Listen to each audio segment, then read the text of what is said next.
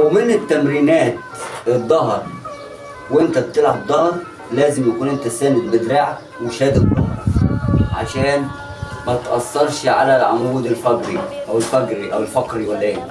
العب معايا التمرين ده بالدمبل ده عشان خاطر يعمل لك استريتش لعضلة المجنص. وازاي العبه 8 في 12 للمبتدئين. تابع معايا الاداء الحركي او المدى الحركي بتاعي.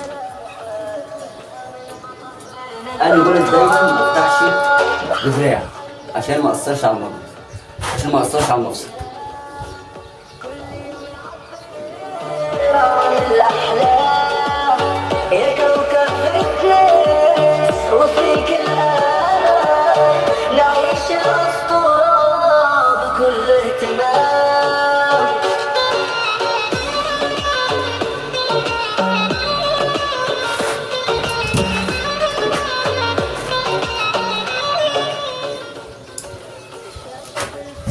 تظهر الروح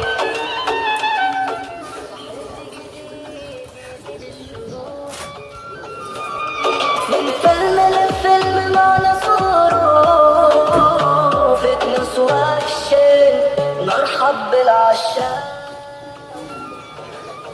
أبطال عظيمة كالنار يفسدوا الأحلام في دار فندم وده لو بحسن من عضلات المجانس.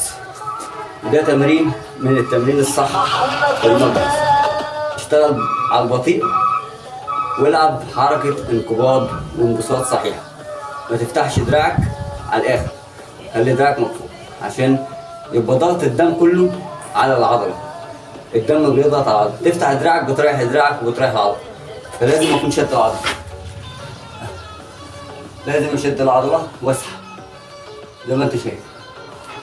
في الفيديو القادم هنلعب نفس الحركة ونفس الأداء بس بشكل صورة تانية. تابعوني.